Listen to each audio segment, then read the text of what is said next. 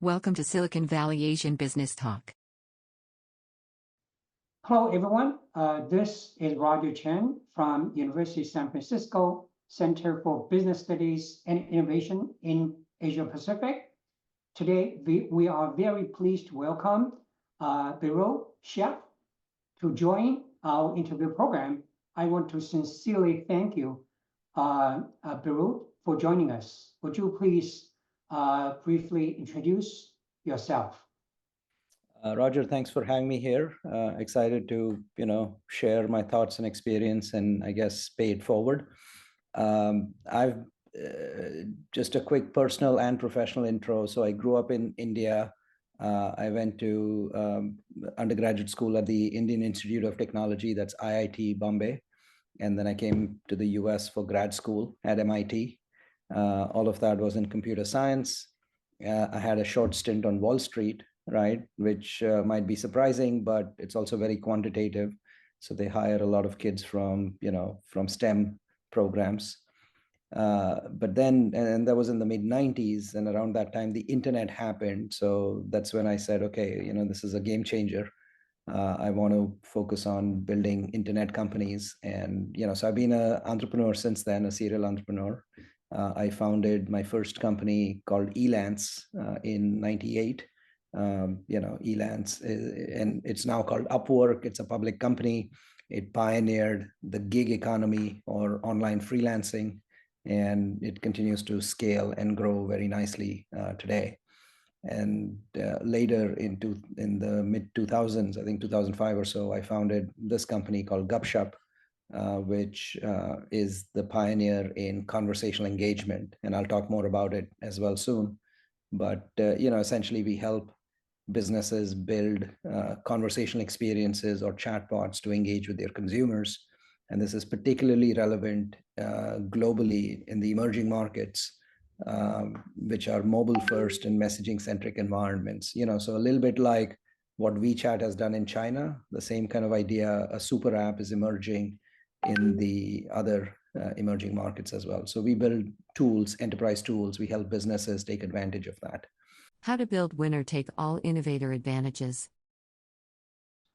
By the way, first of all, do you face competition?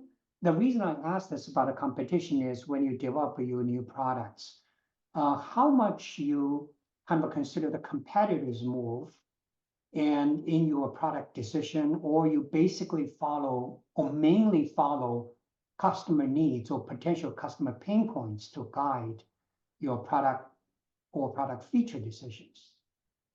Well, I would say maybe 80-20 customer, right?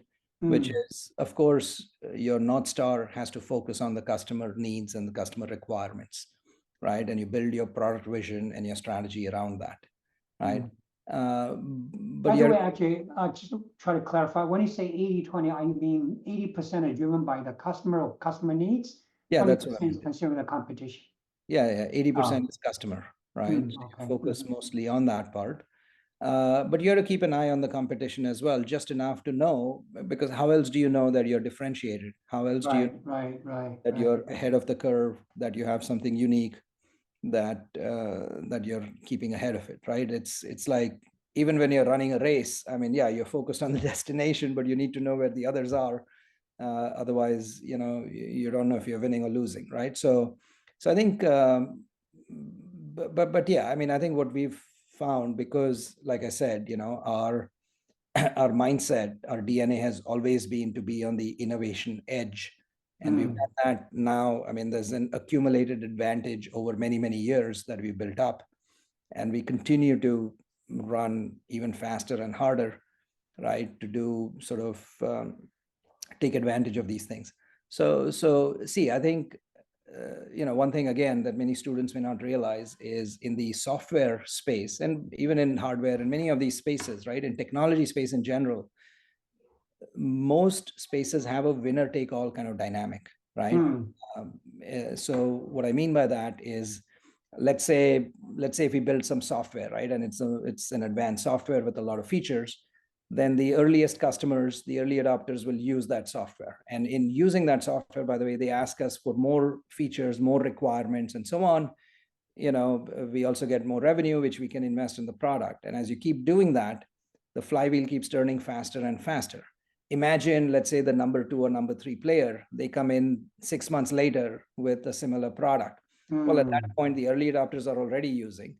And also, let's say when the next new customer is evaluating, they're going to say, okay, I want to take a product that already has many other features. Very good point. The second or third player doesn't even know what the requirements are or what features to build at a micro level, right?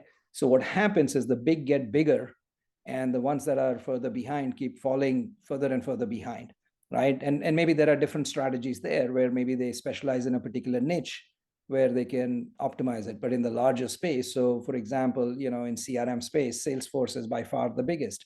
In commerce tools, Shopify is by far the biggest, for example, right? And many, many other verticals as well.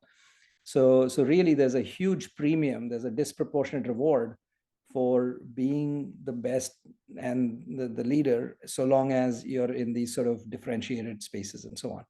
So that's why there's a huge premium for innovation, and therefore you have to kind of focus on that.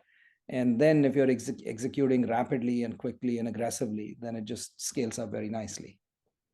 Actually, this is a great lesson. I think it's worthwhile even to share in many settings with the students and or maybe general audience, talking about the business logics that really reward the early pioneers. As you talked about the switching cost for the customers in the early adopters, and also the advantage of improving the features, and also the reference for the later customers.